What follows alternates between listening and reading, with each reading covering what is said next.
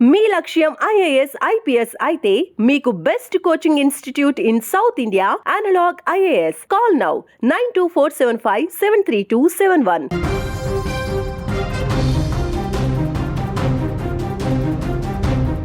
ఖమ్మం జిల్లా పెనుబల్లి మండలంలో రోడ్డు ప్రయాణం ఒక్కసారిగా ఉలిక్కిపడింది.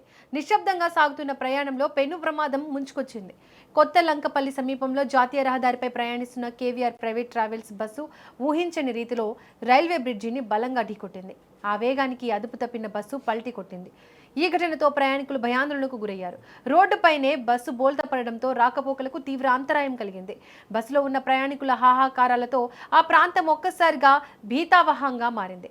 ఎన్టీఆర్ జిల్లా ముసునూరు మండలం చెక్కపల్లి నుంచి హైదరాబాద్ నగరానికి బయలుదేరిన ఈ బస్సు సత్తుపల్లి మీదుగా తన ప్రయాణాన్ని కొనసాగిస్తోంది. మార్గ మధ్యంలో పలువురు ప్రయాణికులను ఎక్కించుకుంటూ ముందుకు సాగింది.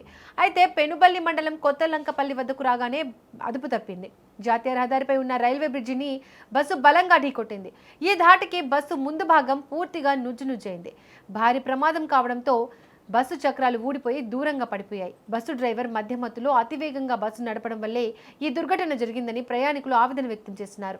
సమాచారం అందిన వెంటనే విఎం బంజర్ పోలీసులు హుటాహుటిన ఘటనా స్థలానికి చేరుకున్నారు. స్థానికులతో కలిసి సహాయక చర్యలు చేపట్టారు. బస్సులో చిక్కుకున్న ప్రయాణికులను బయటకు తీశారు. గాయపడిన 7గురిని తక్షణమే 108 అంబులెన్స్ ద్వారా సత్తుపల్లి ప్రభుత్వ ఆసుపత్రికి తరలించారు.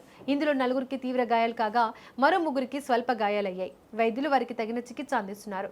ప్రమాద సమయంలో బస్సులో మొత్తం 36 మంది ప్రయాణికులు ఉన్నారు. వీరంతా కూడా ప్రాణాలతో బయటపడడంతో స్థానికులు ప్రయాణికులు ఊపిరి పీల్చుకున్నారు.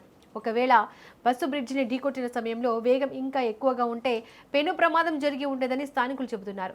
ప్రస్తుతం ఈ ఘటనపై పోలీసులు కేసు నమోదు చేశారు. ప్రమాదానికి గల కారణాలపై విచారణ మొదలుపెట్టారు. డ్రైవర్ మద్యం సేవించి ఉన్నాడా లేక సాంకేతిక లోపం వల్ల బస్సు అదుపు తప్పిందా అనే కోణంలో పోలీసులు ఆరా తీస్తున్నారు. బాధ్యులపై కఠిన చర్యలు తీసుకుంటామని పోలీసులు పేర్కొన్నారు. సుదూర ప్రాంతాలకు వెళ్లే ప్రయాణికులు ఇలాంటి ప్రమాదాల వల్ల తీవ్ర భయాందోళనకు గురవుతున్నారు. రాత్రి వేళల్లో ప్రైవేట్ ట్రావెల్స్ బస్సుల డ్రైవర్లు అతివేగంగా వాహనాలు నడపడంపై ప్రయాణికులు మండిపడుతున్నారు. ఉన్నతాధికారులు నిరంతరం నిఘా ఉంచాలని, ఇలాంటి ప్రమాదాలను అరికట్టాలని కోరుతున్నారు. ప్రమాదం జరిగిన తీరును చూస్తుంటే భయం వేస్తుందని స్థానికులు చెబుతున్నారు.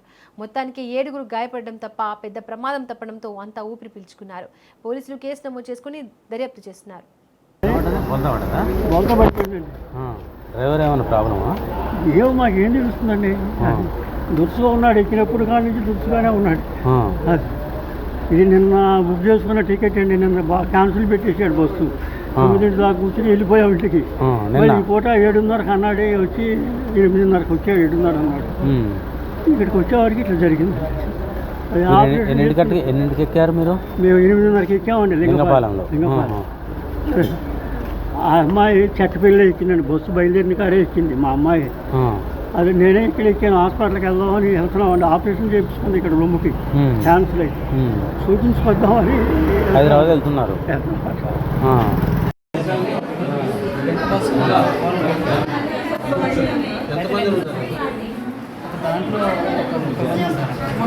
మొత్తం స్లీపర్ కదా, స్లీపర్ సీట్లు ఉన్నాయి కదా, 30 మంది ఉంటారు. మీరు ఎక్కడెక్కారు?